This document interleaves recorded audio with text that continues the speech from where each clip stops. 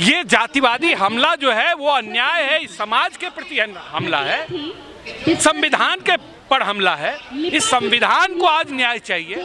इसके लिए जब तक हम सब इकट्ठा नहीं होंगे, इस मुट्ठी भर अमृत पिए हुए अमृत महोत्सव के जो लोग हैं उनके ऊपर जब तक सामूहिक हमला नहीं होगा, इस चेतना पर हमला नहीं होगा, तब तक रक्षा नहीं हो सकती। आज़ादी अगर मिली है तो वो आज़ादी किस लिए की है?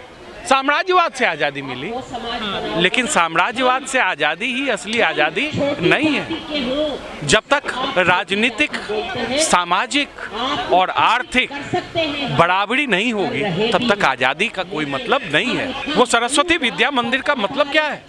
आपको हमें समझना पड़ेगा कि ये सरकार जिस भारतीय शिक्षा नीति के नाम पर राष्ट्रीय शिक्षा नीति ला रही है वो यही तो कर रही है, निजीकरण। एक तरफ मध्य प्रदेश हो, राजस्थान हो या हरियाणा हो, हजारों की संख्या में कुल मिला के 1 लाख से ऊपर स्कूल बंद हो चुके हैं और दूसरी तरफ निजी स्कूल खुल रहे हैं। और वो निजी स्कूल के स्वामी कौन लोग हैं? वो ठाकुर साहब, छैल सिंह जैसे लोग जो हेडमास्टर हैं, जो एक तरफ तो उसी दलित बच्चे से फीस के रूप में वसूल रहे हैं, जिसे मुफ्त शिक्षा मिलनी चाहिए वो फीस देकर आ रहा है, और उसके ऊपर से उसे इतना मारा जा रहा है कि उसकी हत्या हो जा रही है सिर्फ इसलिए कि वो पानी पीना चाहता है। सवाल ये गंभीर सवाल है कि उस भारतीय शिक्षा नीति, मैकाले की शिक्षा नीति के नाम पर आप भारतीय शिक्षा नीति के रूप में यही ला रहे हो कि जो दलित है वो स्कूल से बाहर हो जाए, वो दलित, वो पिछड़ा वर्ग जो आरक्षण से आगे आया था उसे खत्म कर दिया जाए, उसे स्कूल से बाहर कर दिया जाए, और जो बच जाए फीस देकर भी आ जाए उसकी हत्या कर दो।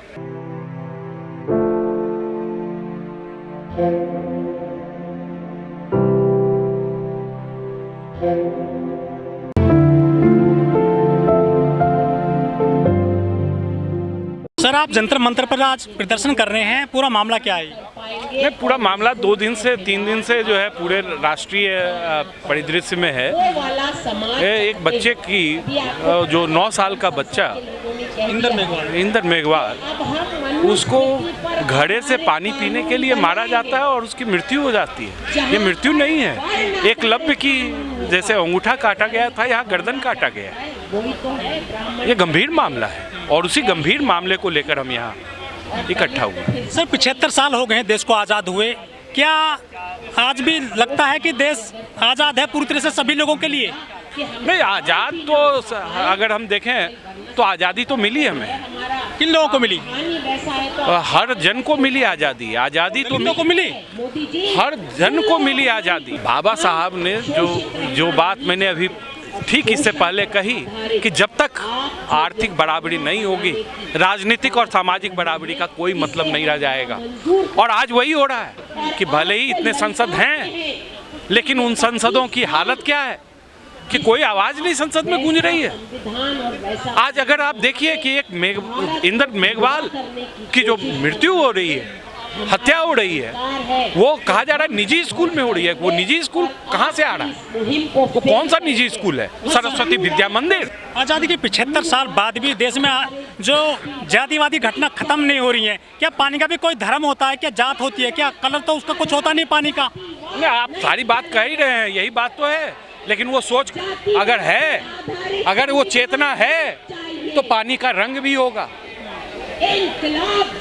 आप ध्यान से देखिए, वही प्रधानमंत्री चुनावी भाषण देते हुए कपड़ों से लोगों के पहचान की बात कर रहे हैं, तो आप पानी के रंग की बात कर रहे हैं। तो ये चेतना जो है, एक बात और समझना होगा कि एक दौर था, चाहे वो गांधी का दौर हो, अंबेडकर का दौर हो या फिर नेहरू का दौर हो, उस समय वो अपनी जनता की चेतना, जनता की सोच को आगे लाने के लिए अपनी जनता को मूर्ख भी कह रहे थे, बेवकूफ़ कह रहे थे, बदलने की बात कह रहे थे। आज क्या हो रहा है? आज उन्हीं चेतना को के आधार पर अपनी राजनीति का गोटी सेका जा रहा है। लेकिन मोदी जी ने 2016 में बयान दिया था ऊना की घटना के बाद में कि मेरे दलित भाइयों को मत मारो, चाहे मुझे मार लो। उसके बाद में दलितों पर अत्याचार खत्म हो ही नहीं रहे। उन्होंने तो कहा था कि मुझे चौराहे पर लटका दो। आप क्या कर लेंगे? उनके कहने को तो उनके गृह मंत्री साहब ने ही जुमला कह दिया। उनकी बात पर क्या बात पूछ रहे हो? क्या कल एक बार भी उनके मुंह से 1 घंटे से ऊपर के भाषण में आया इंदर मेघवाल की चर्चा आई? क्या उनकी बात करनी है?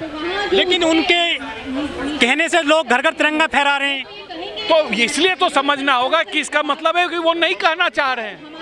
क्यों नहीं कहना चाह रहे हैं ये समझिए, क्योंकि वो जातिवादी ताकतों को चिंतित नहीं करना चाह रहे, उनको छेड़ना नहीं चाह रहे हैं। आज देखिए उधर जो बैठे हुए हैं कौन लोग हैं, जमींदार हैं। क्यों आए हुए हैं? तो ये जातिवादी जो ताकत है, एक तरफ इंदर मेघवाल के लिए हम हैं और दूसरी तरफ त्यागी समाज बैठा हुआ है अपने त्यागी नेता को बचाने के लिए।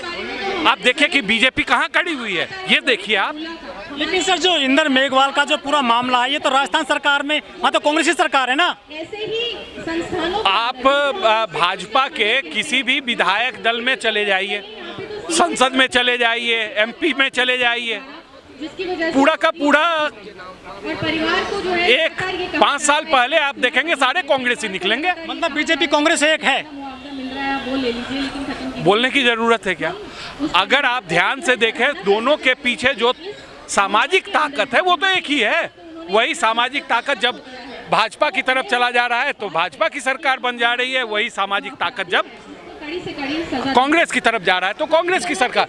सवाल ये है कि इस सामाजिक जो ताकत जिसको बोल रहे हैं उसको कमजोर करने का, उसकी चेतना को, पिछड़ी हुई चेतना को जब तक हम उसके ऊपर अटैक नहीं करेंगे, भाजपा कांग्रेस पर अटैक करके कोई फायदा होने वाला। प्रियंका गांधी हाथरस चली जाती है न्याय दिलाने के लिए, यहाँ क्यों नहीं जा रही हूँ अपने राज्य में? क्या बोल रहा हूँ मैं, पहले ही बोला, आप कांग्रेस भाजपा करते रहिए, इससे कोई फायदा होने वाला नहीं है, इससे समाज बदलने वाला नहीं है। वो तमाम ताकतें इधर भी शिफ्ट हो जाएंगी, उधर भी शिफ्ट हो जाएंगी।